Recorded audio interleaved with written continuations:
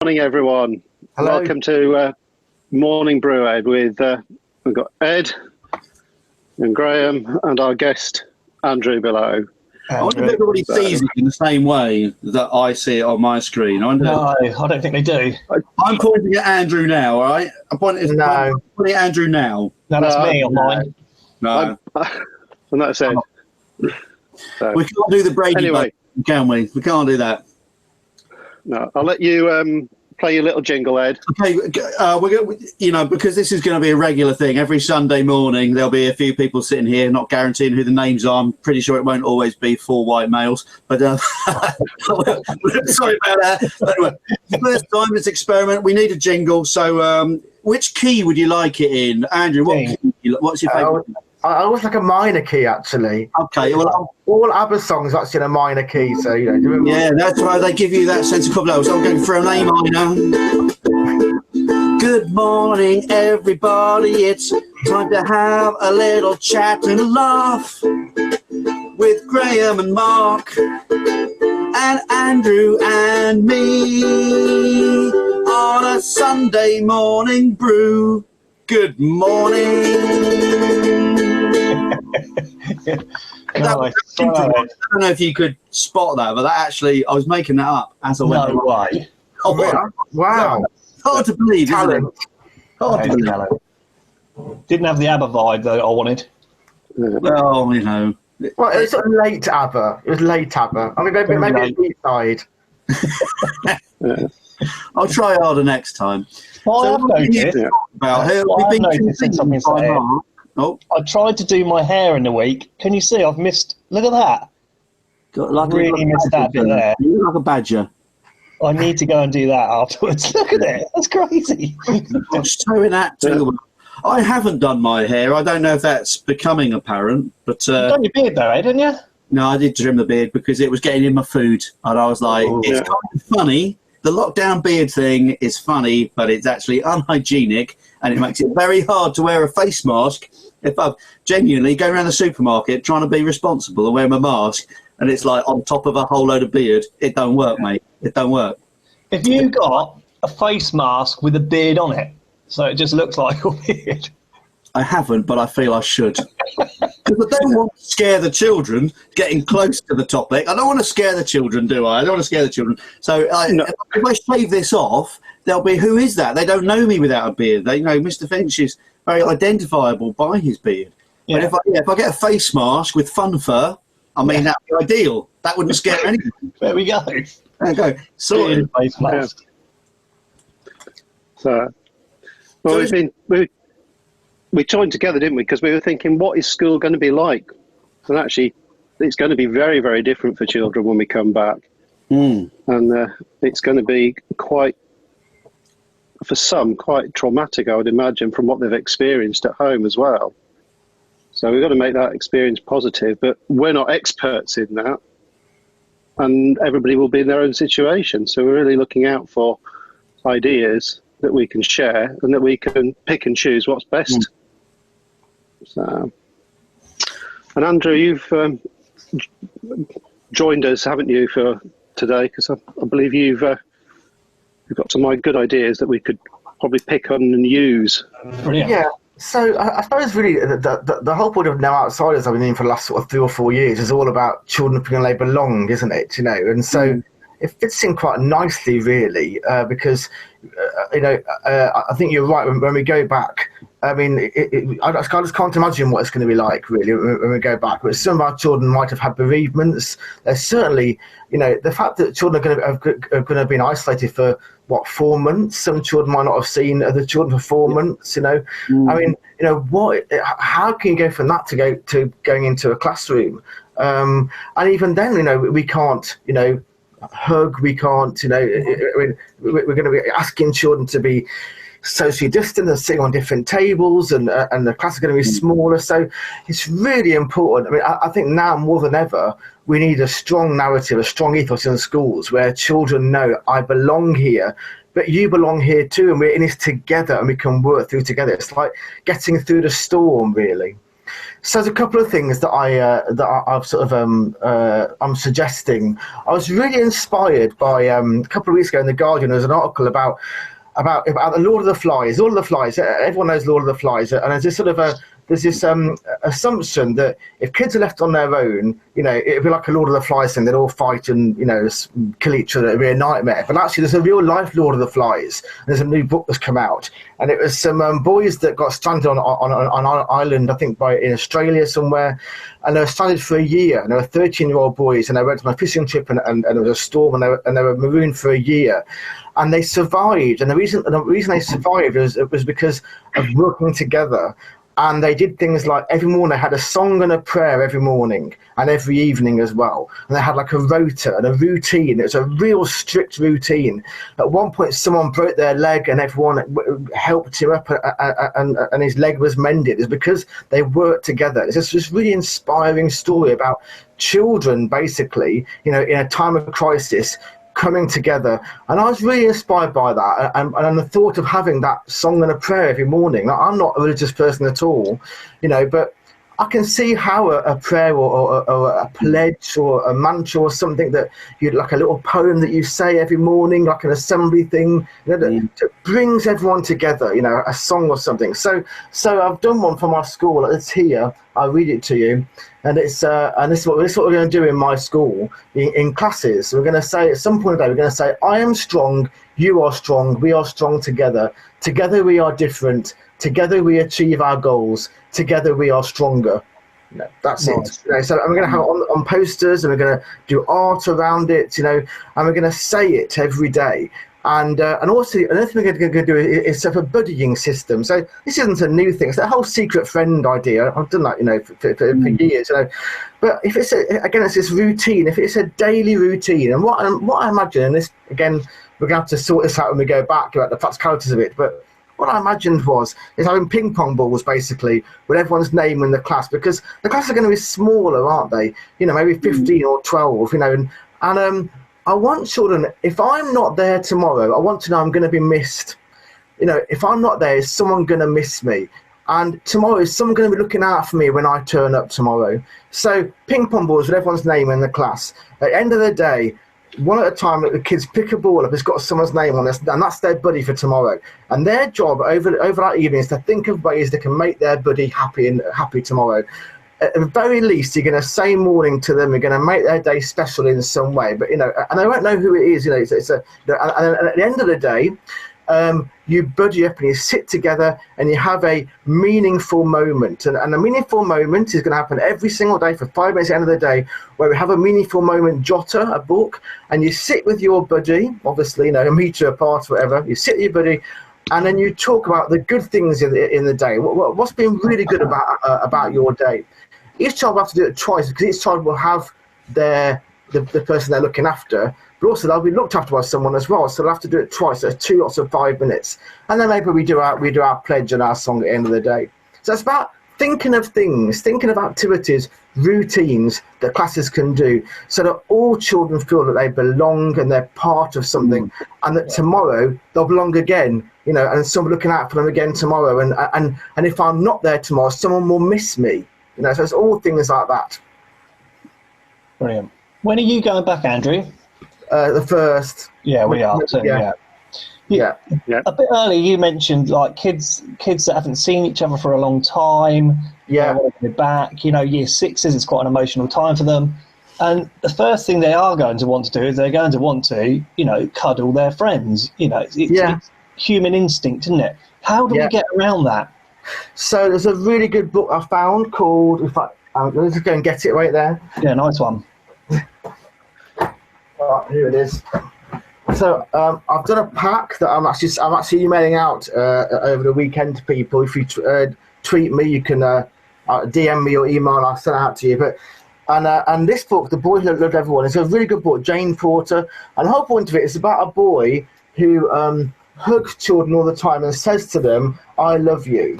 And it makes children feel uncomfortable, but he keeps doing it. And basically, there's a nice bit in the middle where he says, "I love you" to mum. Mum says, "I love you" back. It's okay to say that I love you to your mum, isn't it? But is it appropriate to say I love you to children in your class and to hug people?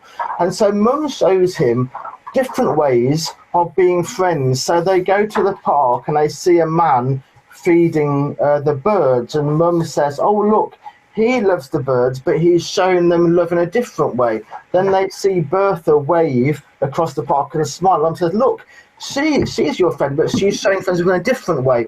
So basically, it's all about showing friendship in a different way. You don't have to hug each other. And I thought, in terms of our situation, that was a really interesting way to broach with children about, look, we can't hug each other. You know, we can't do that anymore. But there are other things we can do, isn't there? You know, what else can we do in our class to so that we are friends? And I was thinking of games, circle time games, again, you know, apart, you know, but what games can we play? And I thought about like the chanting games. You know, like when we were young, you know, the whole clapping games that you did. I was trying to find on YouTube examples of games, clapping games, where children could do it apart. And the one about a sailor went to CCC to see what he could see, and there's actions for that. Well, that's a good example of something a class could do. You could do that, you know, a metre apart, but everyone joins in, and there's actions you can do for it. So, and there's also, and I found another video of secondary school children doing clapping on the table, and they're sitting opposite each other, and they build up these sort of rhythms, and they're really quite complicated, but they look pretty good and they sound good. You could do that opposite each other. So it's about finding things as teachers, activities that children can do together while standing apart. But I think this book is really useful because you can talk about we can't or can we, but what else can we do? Nice. I can see as a lot of people think actually reading that routine and reading a story is actually going to be a very powerful way to actually build that relationship back up again. Because I know for many in our school setting that we won't actually know the children because we're actually teaching year 6 children who we've never taught before.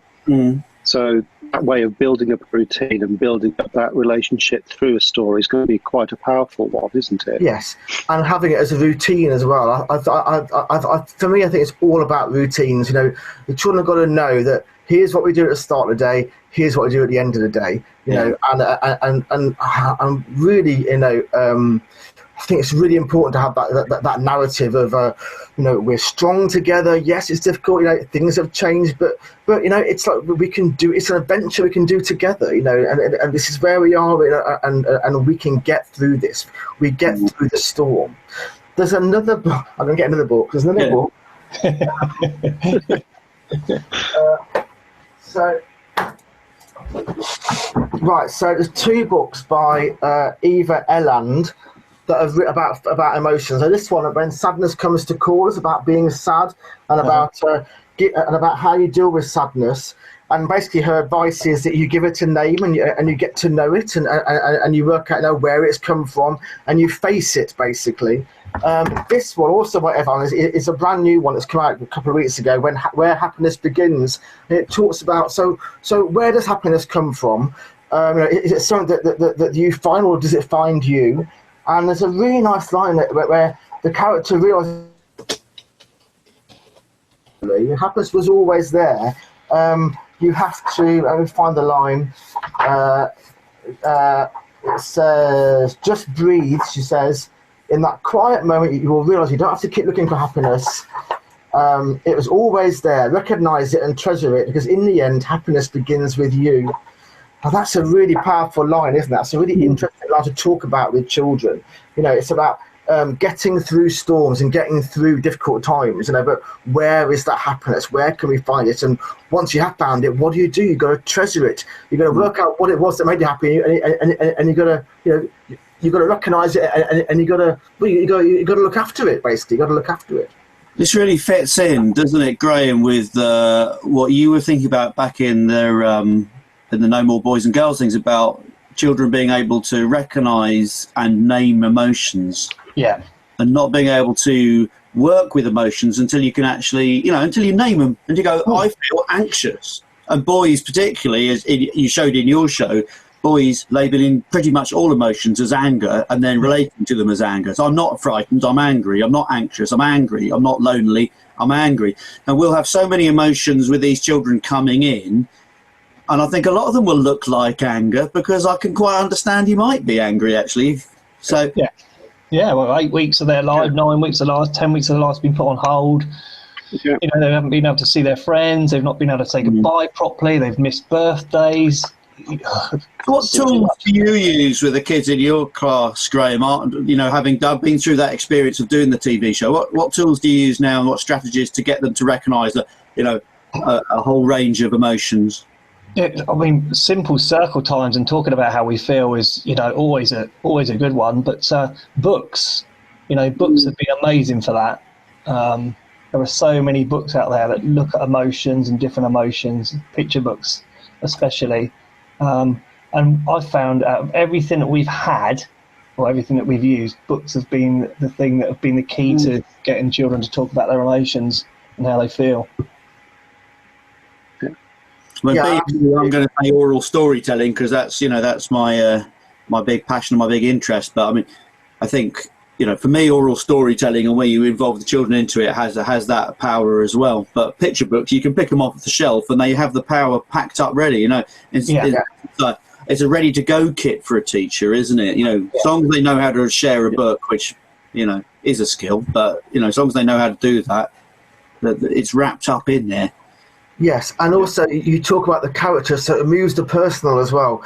You are really talking about yourself, but you're projecting onto the character. You know, it makes it much more, much easier and much more accessible. Yeah. Andrew, what were those 3 books? Sorry, I'm putting them on we've got a Padlet that's running. I've put the Where Happiness Begins one on. So the ones in this, so I've written this scheme. There's 5 books just at the moment. I'm going to add to it over the next few weeks. So it's The Boy Who Loved Everyone by Jane Porter. Right. It's Where Happiness Begins by Eva Eland. Brilliant. When Sadness Comes to Call by Eva Eland. And there's another one called The Perfect Shelter by Claire Helen Welsh. It's actually published in about 2 weeks. We can pre-order it on Amazon or on the Wordery. This is a really nice one because it's about 2 siblings and one sibling gets sick and she goes to hospital, and it's about the family pulling together and getting through it, basically. And how do you cope when your sibling is really, really sick? The child and her sibling, they used to make shelters. They make shelters in the woods all the time. So to get through it in hospital, they make a shelter not in a hospital. And it's all about, yes, my sibling is sick, but, we still make shelters together. We get through the storm. And there's nice language about riding out the storm. They use that language in the book. We're smiling, but we didn't realize that we were smiling. And in the book, the shelters that they make in the forests, the storms keep knocking the shelters down, but they keep rebuilding the shelters. That's quite a nice, again, things to talk about. So yes, that one. And there's one more. I can't remember what it is. Let me just find it now. Yeah, thanks for sharing that as well, Mark. It's looking quite good, isn't it? Yeah. It's looking very full. And also notice in the comments that poems as well, because yes, poems are a very good way of actually absolutely doing those, and actually almost having a class poem or something that you can learn together would actually might be another way through as well. Yeah. I wonder how much time are you giving the kids in your different settings? I mean, are you doing a whole week and then a whole week off, whole week in, whole week off, or are they rotated across the week? What, from me? Yeah, how are you doing it? Do you know, I'm not sure actually. I haven't part of that loop. I'm just going to turn up and see what happens on Monday.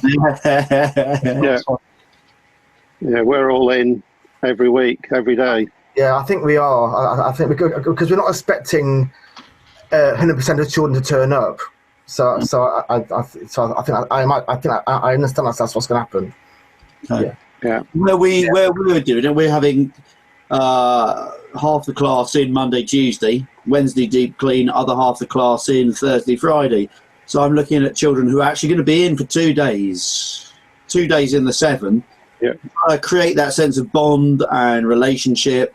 Try and create the sense of ritual or order in that when it's 2 days and then you're off that long time. I think it's going to be very hard. I think it has to be really intentional. So I really liked your idea of having like class mantra or a class thing. That, you know, in a way, it's just saying we're back together and this is how we are when we're here. And I know it might be different out there. It's always like that, but it's more like that than usual at the moment, isn't it? It's time. I mean, I'm not a religious person, and I don't work at a church school, but you know, it is a free gift that comes with the church school, isn't it? Being able to rely on some of these aspects of daily prayer and songs to sing together and things. But you know, you'd like to magpie some of that to put order in the day and to put, you know, for me, it's a humanist perspective, but to build that in a way that gives comfort and gives structure. Yeah. Certainly. Yeah. We're not allowed to sing, are we? Are we allowed to sing? Yeah, of course we are. Well, yeah, it must be, surely. As long as we don't sing at each other. Yeah. Yeah. But make sure you sing over his head, all right? No duets. Yeah. We always had, even before lockdown though, we had a class song. So every class had their own song, and it was based on whatever theme we were doing. So in the springtime, we were looking at flowers, so it would have been that. Or and so for half a term, we would learn that song as a class, and then at the end of the term, we'd all go into the hall, and each class would share their song. We'd have like a big concert. And then the next half term, we'd do another one. And the kids loved it. They really, really loved it. I mean, they got to know songs that they wouldn't normally do. So one of ours was Big Time by Peter Gabriel. And we've had Flowers in the Window by Travis. We've had 1,000 Years and things like that. So they are. It works really, really well. Gets a bit competitive, actually. Yeah. The classes are trying out to each other, big musical numbers. Can you see Christine says we're not allowed to sing? Christine, are they going to come in and police me? Are they going to bring... Is that actually a thing? Are we actually not allowed to sing? Is that right?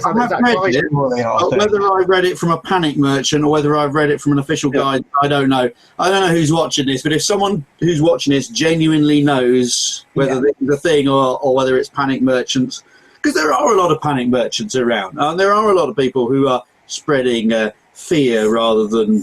It was probably in update 39.4 or something. Toria says that it is a thing, so that's two people saying it is. Well, that's I'm booked into nursery in the first week. My whole thing was going to be my guitar and singing. Exactly, It's a disaster. I'll tell you what, Andrew, when all this is over, we're going to get together and have a sing. Absolutely. So I'm looking forward to that. We will have that. Is it a thing that you could dance? I mean, as long as you're in your space. Could I do? The whole thing about... Well, could the children dance? Could you play a tune as a class tune, and they all got up and moved in their space? A bit of...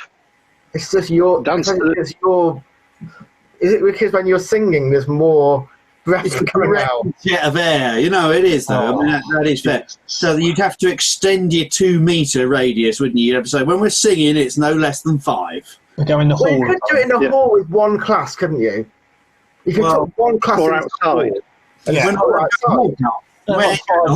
in our classroom. The hall is more or less off limits because you have to pass through the hall, so then you'd have all those bubbles touching. Yeah. It was one of the government guides, whether it was 672 or 918, can't remember which. So there'll be no singing for you, buddy. You see, this is the sort of thing, you know, all the stuff you instantly think about to do with children, thinking, oh, well, I know what we can do. We can do this, we can do that and the other. And then you think, well, actually, maybe we're not allowed to do that. Are we allowed to sit in a circle on the carpet and all hold hands? No, we're not. That would be a lovely thing to do. We can't do it. Some of the circle time games that you'd like to play... Chinese Whispers is a no-no, isn't it? Yeah. I mean, there'll be no more Kiss Chase. I mean... It's... Playground is going to be a very different thing. Yeah. And of course, I'm sure that you, as well as I, just can't really quite believe that our children will be able to do that. I mean, maybe they can in the classroom, certainly the year 5s and year 6s, but send them out to the playground and say you're not to touch each other. I struggle to believe that's possible, do you? Well, we haven't been able to do it. We've had our key worker children in, and, you know, they range from because we have preschool children in preschool up to year 6, and just getting them to socially distance, even the older children, is really, really hard. Yeah, turn your back and they're climbing on each other. Yeah. Turn your back and they're climbing on you. I mean, basically. Well, presumably you can't play football either. I know, because you're sharing a ball. Sharing a ball. Yeah. But we didn't have any of these guidelines before we were told to go back June the 1st. When we had the key worker children in for 8 weeks, none of this was, we weren't told any of this, were we? No. No. Well, yeah, I mean, we've not been strict about trying to get the key worker children to stay at 2 meters distance, because we thought it's a very small number of children who have contact only with each other. So it's within a bubble, and we try to keep the adults slightly distant from it, but I don't think we succeed, frankly. A great resource that is available for everybody to use if you want it, I'm going to drop it into the chat, the Woodcraft folk. I don't know if you know Woodcraft folk, it's like Lefty Cubs, but they're all about, usually they're all about running around in the woods playing games, and it's all very tactile. So a friend who works with them has worked across the Woodcraft folk organisation and made a pack of activities that still have the ethos of togetherness and building community and emotional literacy and so forth, but can be played distantly. So I'm going to just drop that into the chat, and then maybe if I get it over to you as well, Graham, you can put it on the Padlet. But you can just copy games which you can play. Some of them are games they've been playing on Zoom, so groups of children have been getting together to play these games. Some of them are stuff they imagine us doing once we can get together, but in a socially distanced way. So it's a really rich resource. I don't know if you can see it there. If I drop the right thing in, it doesn't look like it. That's private, though. It's private, that. It's private? Oh, hang on. Chat that. I'll put it in anyway, Ed. Thank you. Mate. Mate. It's called, if you want to look at it, it's dreambigathome.uk. Just put that in, dreambigathome.uk. Lots and lots of activities which are genuinely useful. I think they'd be useful for your class circle times if you're used to playing games which are a little bit more tactile and you need something that ain't. Yeah. Apparently someone's done a bank of socially distanced games, Leslie's saying now. I don't know where that is. That'd be useful to find, wouldn't it? Yeah, it would be. It would be useful to find, yes. Leslie says she's doing a Padlet of activities. I don't know if it's possible to link Padlets or something. Yeah, but you can link a Padlet to a Padlet. Yeah. Graham, your school in the Isle of Wight uses our scarf resource. Yeah, we do. Yeah, scarf's really good. Yeah. Scarf, we've been using that a lot. Which is a great. I mean, there are so many resources. The question is how to be quite intentional about using them, and how to make sure that first morning back works. I think the first hour. I think the first 30 minutes. I think walking onto the school site, finding your classroom and feeling safe and welcomed in there, within the first 20 minutes, for a lot of children it's going to be really key, because there's so much anxiety about that. I mean, what do you think? Other than the register, what's your first 20 minutes going to look like? Just talk. Well, surely you just talk about what's happened, don't you? Yeah, you'd have to, wouldn't you? Share experiences. Honest stuff that have had some horrific things happen in their family. So I think the first 20 minutes is about the kids knowing that you're listening and that you're there for, and that you're interested. Yeah. So, it can't just be straight into maths, can it? It's certainly not. Absolutely. It's like, here, how great we were all back. Isn't this fantastic? Really missed you all. Yeah. There's a great deal of there's protecting children into that as well, isn't there? When I'm thinking particularly of a family I have a lot to do with who've had a death in the family over these last couple of weeks. So those children coming in, I remember as a child when I'd had bereavements in the family, not wanting to be quizzed on it. You know what I mean? So you've got to give all that space to talk, and you've got to be hugely sensitive that you're not pushing children where they don't want to go. And we're not necessarily going to know is one thing. But you don't necessarily know that this kid's lost his granny. So how do you talk about this in a way which is, there's the celebratory bit. Look, we're back here. It's gorgeous to be together. I've missed you all so much, and see your faces. It's great. What have we all been doing? There'll be a bit of you wanting to say, I saw your home learning, and you did that amazing chalk art in the pavement, didn't you? I loved what you did there, and I saw how you did, you were growing your own sunflowers and measuring them. I loved how you did that. And that celebratory bit can't be allowed to seem to be celebratory at the cost of lost relatives, lost loved ones. So, it's quite a delicate balance, I think. This is quite a delicate resource. Mark, could you share the screen for us? Yeah. Thanks. So I think this is quite nice. As almost like when the kids come in first thing in the morning, Yeah. Or even before. You know, it's quite nice, quite visual, quite simple. That's it, and that's got everything you'd want to say, hasn't it, really? And then you get round that as well, wouldn't you? Yeah. Yeah. No, looks a great one. Is that on the Padlet, Graham? That's not the Padlet, yeah. There's loads of little bits and pieces like that. I'm looking forward to the Robin Hood Trust bringing out their home learning tomorrow, because a lot of that's going to be based on PSHE, so it'll be interesting to see what they've got. Is anybody doing what the government says and actually testing their kids and getting them secondary ready? Well, yeah. We got Is that something that's immediate to be done? Yeah, apparently so. That's what we should be doing. Yeah. Yeah, I wonder if anyone is actually going to do that. Well, someone somewhere is. You know, it's a big old system with thousands and thousands of schools. Someone somewhere is doing everything. And they're probably doing good intentions too, you know. Sit them down and test them. And that's right, you know, because there's a big gap widening, you know, Graham. Every day they're at home, there's a big gap widening. And from day one, from the first lesson, I want to see us closing that gap. So we need to go in, run that PIRA test, the Puma test, isn't it, that they missed out on. Yeah. By the gap, start teaching to the gaps. They've got to be secondary ready. These traumatised children who've lost relatives and who've been stuck in their houses with anxious parents for 2 months, first thing they need is a good old test. Yeah. You know, somewhere it's happening. How are your schools going about mixing the kids that are coming in, of course, are going to be taught, and the kids that are staying at home and home learning is carrying on? How are you going to deal with that? We're going to carry on doing exactly what we were doing before. We'll carry on putting out the home learning pack and letting them get on with it, because we never got into the game of trying to do live lessons and treat home like school, because it ain't, and it don't work that way. So for us, it's quite easy. Yeah, we're similar.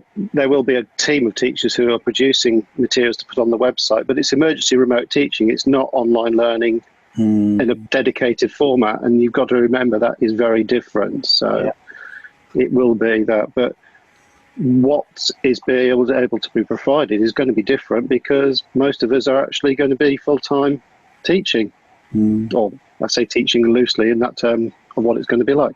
I can see we've got Emma and Ben waiting to join us, so I'm going to invite them into the room if that's okay. Yeah, please do. Get them in. Hello, Emma. Hello. Oh, there you go. Hiya, you're right. Hello, Em. Morning, all.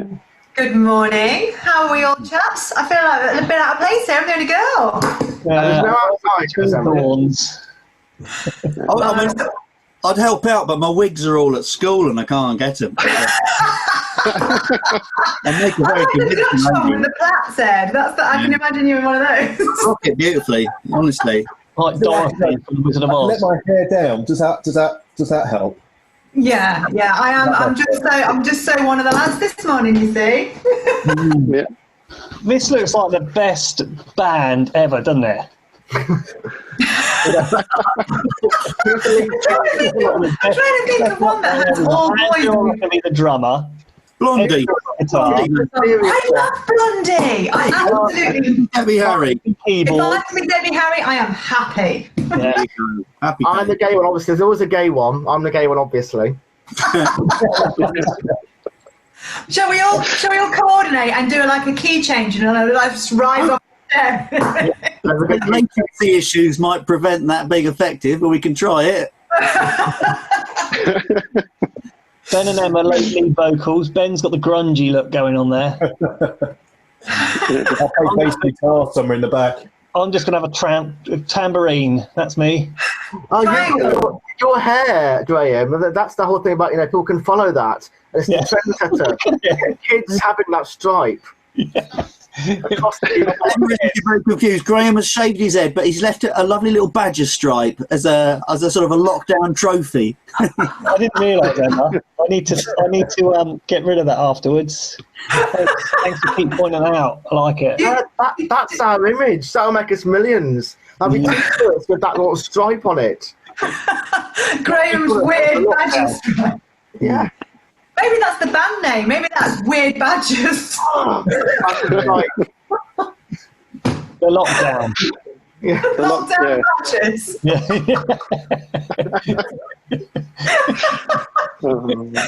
Oh, brilliant. Right. Shall I put my sensible head on? Yeah. Yeah. So, Emma, when we were talking about who we might ask on to join us this morning, you were a name that jumped right out at me. And the reason was, for the first half hour of this show today, we've been talking a lot about pupil well-being and how we're going to welcome them into the school and how we're going to create a sense of community again, a sense of ritual. But I'm very aware I've got lots of very anxious staff, lots of grown-ups who are actually quite scared about coming back to school. And some of them haven't been in school for a couple of months because they've been shielding or because it's not been practical to involve them. And I thought you might have some thoughts, and I'm jumping on you here. It's a little bit unfair, but how are you going to protect adults back into the working world and into and in such a way? I mean, I'm so frightened that my staff are going to frighten the children. You know what I mean? If they're so anxious themselves, how are they going to do a good job with the kids? Yeah. So I thought with your toddler head on, you might think, well, how do you get what you need? How do you get what you want and still operate in this world? I think the two of the things that toddlers do, prioritise the basics, sleep, food, play. So make sure that people are actually coming from a healthy, well-balanced place in terms of, are they well rested? Are they actually in a kind of the mindset that they're ready to do work? Like you've been talking about grief. Lots of people will be dealing with difficult situations, grief, fear. So actually checking in with staff and actually finding out how they do feel about things. Yes, it's all about the children, but the children have a very limited life experience so far to draw on and are infinitely more adaptable a lot of the time than adults who are potentially being sort of more creatures of habit.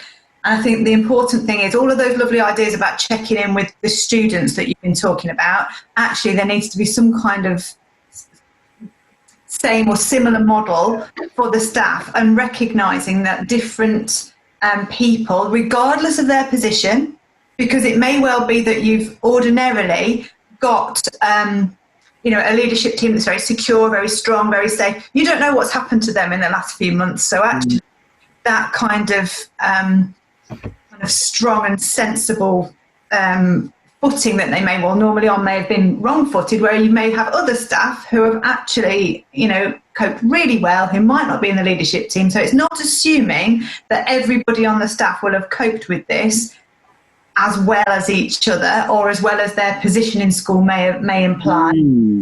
So to recognise the fatigue that will have been going on in terms of kind of just in the last few days, information fatigue for leaders about the number of document changes that are going on, the weight of responsibilities that people in leadership teams will have been carrying, because they will have had the weight of the well-being of the students, the communities, and also the well-being weight of their staff as well. And it's very wearing as a school leader to actually stand there and think, I've got to be the one to carry all of this. Yeah. And it's absolutely bowing. So it's checking in with everybody at all levels within the institution and recognising that some people will be more vulnerable because of what's happened during lockdown, and some of them will be more vulnerable due to their role during lockdown. The more head teachers I speak to, the more I realise they are exhausted, are frightened. They are amazingly talented, amazingly dedicated, working ridiculous hours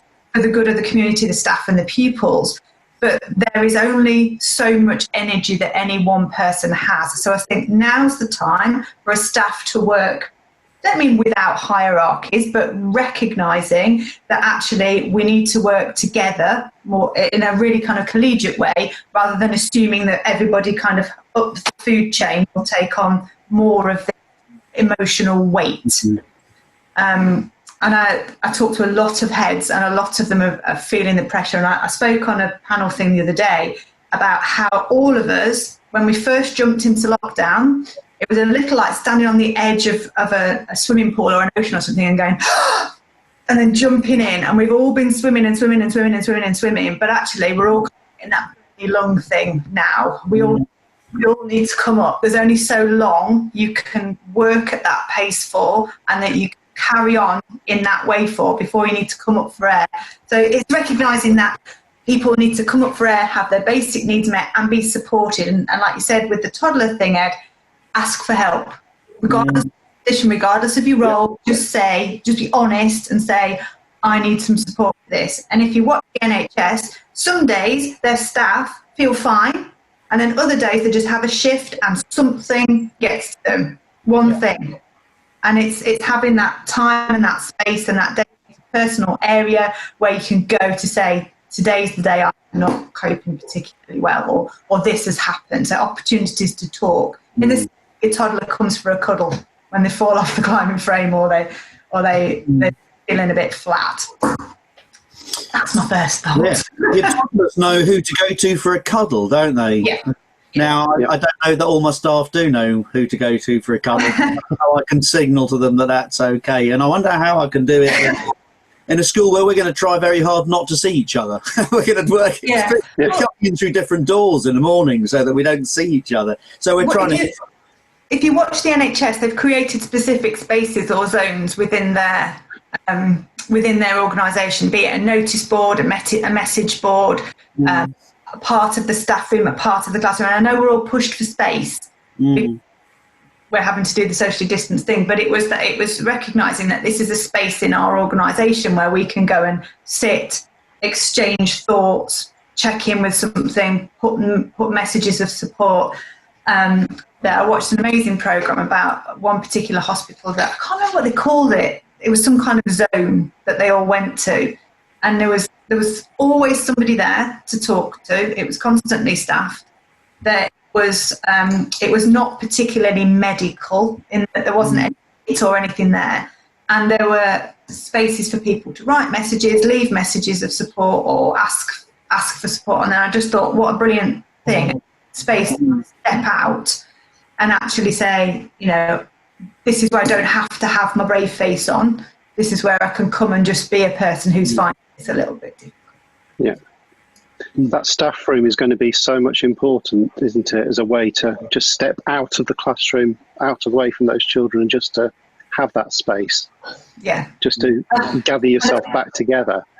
I think that kind of separation as well between this was the workspace and this is the space for me to think differently. It will be important, whereas the staff room very often is a place of work and professional conversation and all sorts of, I think maybe somewhere in school we need to recognise that be another space, be that in the staff room or somewhere else, but where you can go and just kind of, I don't mean depress, but just kind of go, this is really weird. This is really odd and really challenging and not what I normally do or not what I would have signed up for, but I just need to go somewhere to think about this. There's a couple of things. I don't know what... I think it's half term. I really hope that people that work in schools get a chance to just wind down a little bit this week and not think about school, especially head teachers like you were saying. I think probably quite a lonely job for some of them at the moment. But you especially if the documents didn't land on the last day before half term. How helpful was that? Have we had the EYFS guidance yet, anyone?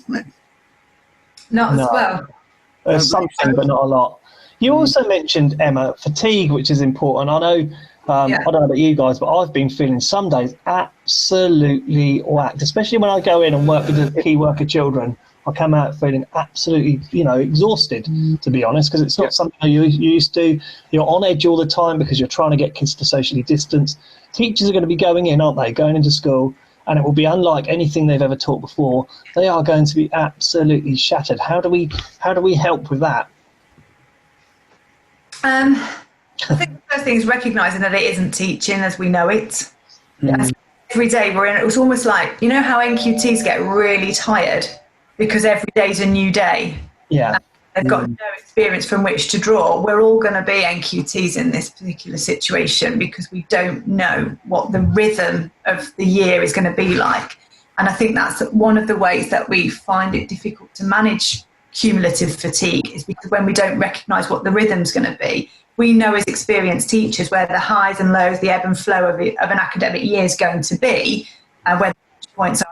But at the moment, constantly being on high alert and every day's a new day and every day's a learning day, is absolutely exhausting. So again, recognising in terms of what we're asking of our teams and what we're asking of our teachers outside of the face-to-face being with kids is another thing to be really mindful of. You know, what really needs doing, what actually needs to get done, and what can be just left. Because, like you say, being on high alert all the time, there's no time to just kind of get that balance between periods of high alert and periods of quiet.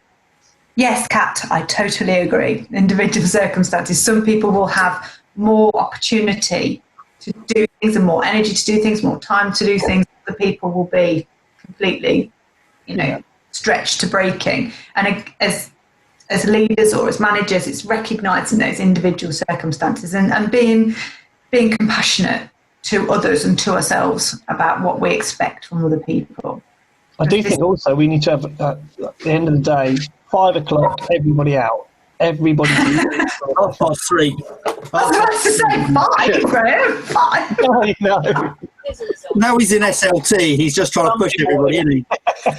Now's the time to live like that DFE advert where that bloke goes home at 3 o'clock. Yeah, with the Live the DFE dream.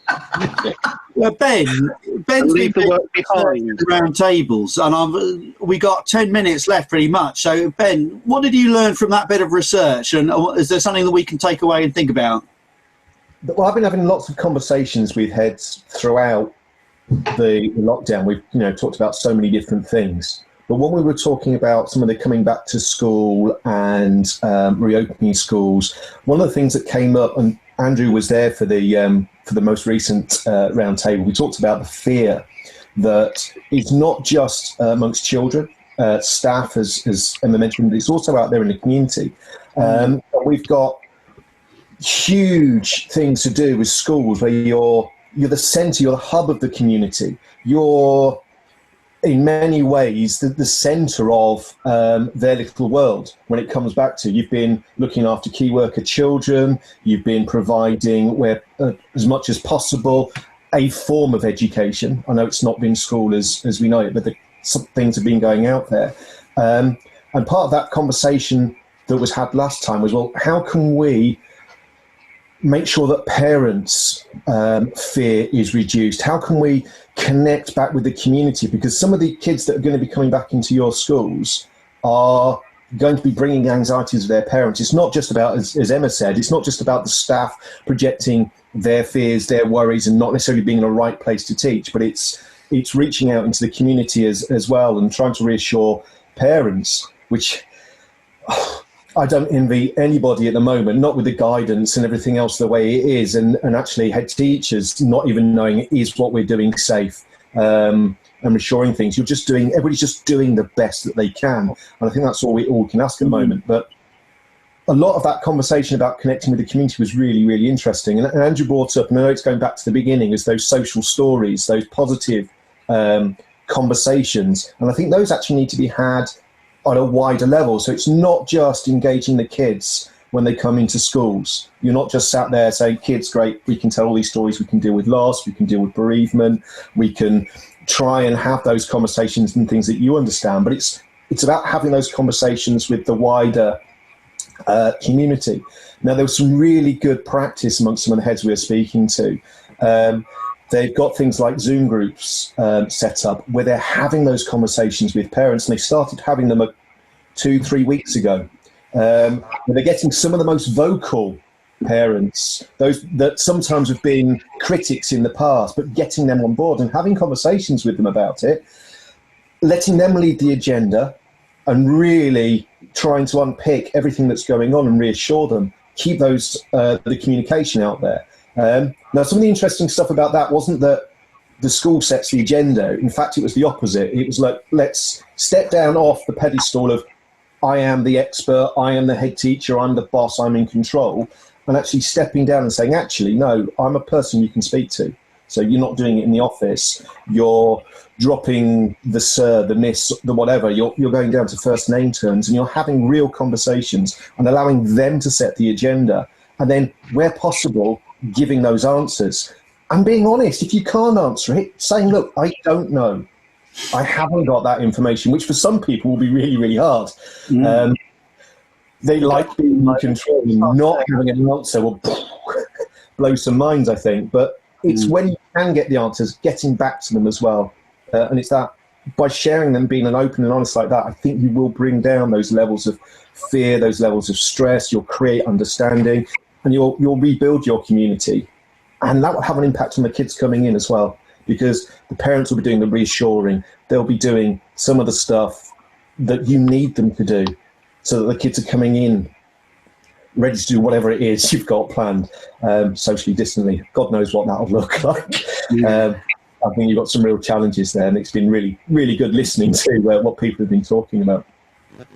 What's really hard about this situation is that there's not a one-size-fits-all answer, is there? Every community is going to have different needs, and when you've only got to look at people's risk assessments for their schools, they're pages and pages and pages long, but it's for their school. It's not like you can take it from someone else. It's really difficult.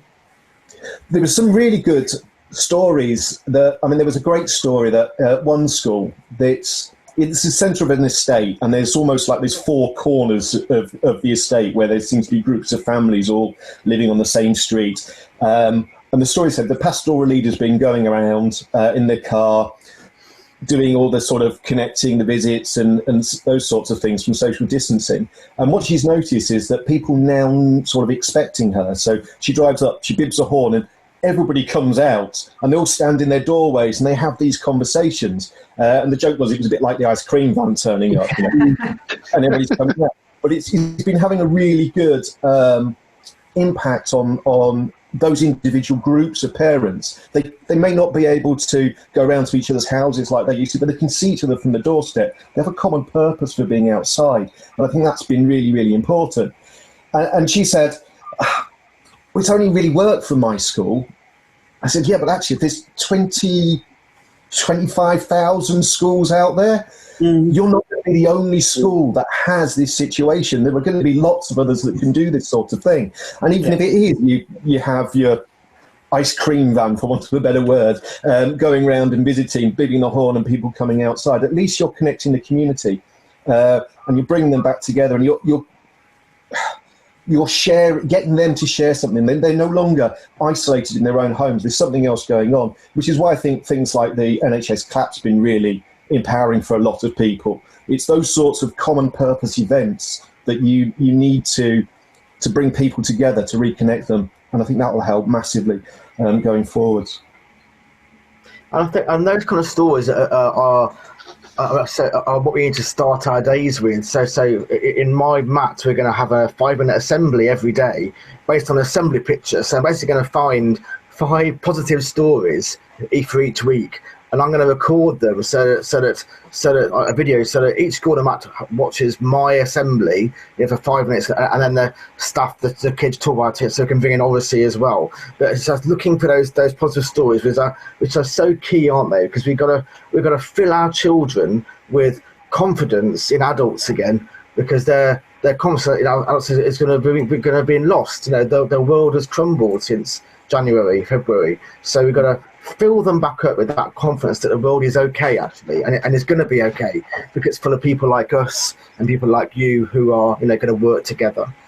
And it needs to be those real stories that they can relate to, not necessarily something from another world that they don't understand. If it's something that's real, they can latch onto, it becomes eminently more believable, eminently more relatable, and reassure them much, much more. Do you know what? I'm going to say something really stupid here. Funny that's coming from me. I was watching a film with my kids yesterday. It was Moana. They absolutely love that. And I was watching the bit where she's kind of having a wobble. Am I doing the right thing? Am I going where I'm meant to be going? Oh, I can't do this. I can't do this. And they were talking about that she is part of a community of navigators and they call them wayfinders in the film. And I thought to myself when I was watching that is exactly what teachers are at the moment. You've got this huge kind of 200-300 years or thousands worth of years worth of educators and knowledge about what makes a great educator. But actually, at the moment, we've got to kind of draw on that and kind of be these wayfinders and find the way through the next bit of teaching. It's a completely different world. It's completely different from everything we've ever done. But actually, we need to draw confidence from the fact that as a profession, there is so much information and knowledge and skill and compassion out there. We kind of need to trust ourselves a little bit with this as well. Yes, it's difficult. Yes, it's frightening. Yes, it's like nothing we've ever done before. But my God, there is such a wealth of specialist knowledge and care and compassion out there that I don't think it's going to be easy, don't get me wrong, but I'm very confident the teachers, all of the teaching profession will do an amazing job, because we need to draw on the fact that actually teachers have been doing an amazing job for hundreds of years. So it's like, not be more toddler, need to be a little bit more Moana. Is that the sequel then, Emma? It's what I learned about teaching from watching Disney films. Exactly. God, loads. I could talk about that for hours. You are right, though, because I mean, Ben's piece of work this week, the Agents of Hope, that title is exactly what we are. We are agents of hope. You know, we've got to have a reservoir of hope. You know, we have to be the ones, however we're feeling inside, we have to be the ones that are absolutely hopeful and confident of the future. Let's get that on a T-shirt. Let's get it on a T-shirt. Yeah. What? Agents of Hope. Logo, but do Agents of Hope? How cool's that? Yeah. And also, and on at the end of Moana, that awful, scary, hot, fiery, volcanic monster is actually tame. It's made beautiful. So this is a beautiful metaphor for exactly what we're doing. So, a really nice quote that I want to tell you, which is has anyone seen the film? I think it's Rabbit Jojo, the film about the Jojo Rabbit. Yeah, film that the quote that ended that. I was absolutely inspired by that quote, and the quote is, and it's in one of our lesson plans in one of those books for Key Stage 2 plenary, and the quote is from Rainer Maria Rilke, and the quote is, "Let everything happen to you, beauty and terror, just keep going, no feeling is final." Yeah. That is exactly where we are, isn't it? But no feeling is final. We will get through this. Yeah. Yeah. Andrew, when you talk about sharing stories with the kids, do you talk about, how far do you go about talking about how you feel to your children? Do you share how it's been for you? Yes. Yeah, I can think of many times I have done. It tends to be if they ask me, to be fair. Yeah. Yeah. If we're asking them to share what they feel and how they feel, then it's only right that we do the same. Absolutely. It's all modelling, isn't it? Yeah, so we can't expect them to be open about their... In fact, that's why I came out actually years ago in my class. That's exactly why, because I'm saying to children, you know, I'm interested in your life and, what do you do at the weekend and who are you and all, you know, but I'm being really quiet myself and keeping a massive part of my life, you know, hidden. So it's really, I do think it's about modelling and being really, you know, just being open to kids and talking about ourselves. We're modelling that humanity, aren't we, all the time as teachers? I saw a really, really nice quote the other day. I can't remember exactly where I saw it, so I apologise if I've stolen somebody's work. But it was about clouds and sky. And it says, your feelings are the clouds, but you are the sky. And clouds pass through the sky. You are not the cloud. Even if you feel like it's the biggest, darkest cloud anywhere, you are not. You are bigger than the cloud. The cloud is not as big as the sky. And I was like, that is absolutely brilliant. It doesn't matter what you feel, how bad it is, it's, you know, you are still bigger and able to overcome that individual cloud. So it's a bit like this no feeling is final that you were just mentioning. But I was like, I don't know where I read it, I don't know who posted it or who wrote it, but I was like, I love that. I absolutely love that. No, that's a brilliant way of actually letting us think and finish on. So, because I'm now conscious now, it's now 11 o'clock and we said we'd do this for an hour. So I've got to say thank you to all our guests for coming along as well. Thank you, Andrew, Emma, Ben, and to Graham and Ed for putting all of this together. And hopefully we can do something more in the future as well. Thank you for having me. Good. Yeah, thank you. Thanks very much. Bye, chaps. And I'll see you at rehearsal. I'll see you at rehearsals for Lockdown Badger. Yeah, nice. Yeah, I'm leaving the band. I'm going solo. No. You've done it, I'm Robbie. breaking up already. Same time next week, Mark. See everybody. Okay. See you later. Bye. Bye. Don't forget Ed and Gray tonight. Sing along. Oh yeah, sing along tonight. Come on, anybody who's still watching. If anybody would like to guest